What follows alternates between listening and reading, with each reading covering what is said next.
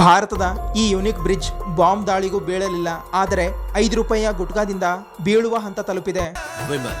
ಬಾಯಲ್ಲಿ ಹೇಳಿ ಕೇಸರಿ. 1943ರಲ್ಲಿ ಕೋಲ್ಕತ್ತಾವನ್ನು ಹಾವರಾದಿಂದ ಜೋಡಿಸಲು ಜಗತ್ತಿನ 3ನೇ ಅತಿ ದೊಡ್ಡ ಹ್ಯಾಂಗಿಂಗ್ ಬ್ರಿಡ್ಜ್ ಅನ್ನ ನಿರ್ಮಾಣ ಮಾಡಲಾಯಿತು. ಇದು ಇಂತಹ ಬ್ರಿಡ್ಜ್ ಆಗಿದೆ ಅಂದ್ರೆ ಇದನ್ನ ನಿರ್ಮಾಣ ಮಾಡಲು ಒಂದು ನಟ್ಟು ಬೋಲ್ಟು ಉಪಯೋಗ ಮಾಡಲೇ ಇಲ್ಲ. ಮತ್ತೆ ಇದು ಎಷ್ಟು ಗಟ್ಟಿಯಾಗಿ ಇದೆ ಅಂದ್ರೆ ಅದೇ ವರ್ಷ ಜಾಪನೀಸ್ ಏರ್ಕ್ರಾಫ್ಟ್ 131 ಬಾಂಬ್ ಕೋಲ್ಕತ್ತಾ ಮೇಲೆ ಹಾಕಿದ್ವು. ಇದರಲ್ಲಿ 1-2 ಬಾಂಬ್ ಇದರ ಮೇಲೂ ಬಿದ್ದಿದ್ವು. ಆವಾಗ್ಲೂ ಇದಕ್ಕೆ ಏನೂ ಆಗಲಿಲ್ಲ. ಅನೇಕ ಭೂಕಂಪ ಬಂದ್ರು, ಇದಕ್ಕೆ ಏನೂ ಆಗಲಿಲ್ಲ.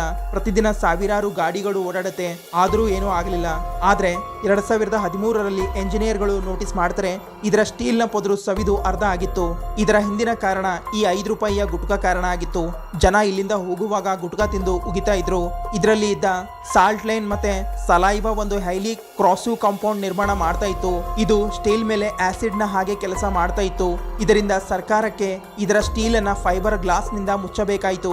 ಈ ಕಥೆ ಕೇವಲ ಹವರಾ ಬ್ರಿಡ್ಜ್ಗೆ ಅಷ್ಟೇ ಸೀಮಿತವಾಗಿಲ್ಲ, ಬದಲಾಗಿ ಭಾರತದ ಮೂಲೆ ಮೂಲೆಯಲ್ಲೂ ಇಂತಹ ವಿಶೇಷ ಶೈಲಿಯ ಚಿತ್ರಗಳು ನೋಡಲು ಸಿಗುತ್ತೆ. ಹಾಗಿದ್ರೆ ಈ ವಿಡಿಯೋ ಶೇರ್ ಮಾಡಿ, ಆ ನಿಮ್ಮ ಗೆಳೆಯನಿಗೆ ಗುಟ್ಕಾ ತಿಂದು ಉಗಿತಾ ಇರ್ತಾನೆ. ಇಂತಹದೇ ಫ್ಯಾಕ್ಟ್ ವಿಡಿಯೋ ನೋಡಲು ಚಾನಲ್ ಸಬ್ಸ್ಕ್ರೈಬ್ ಮಾಡಿ, ಫಾಲೋ ಮಾಡಿ, ಸಪೋರ್ಟ್ ಮಾಡಿ.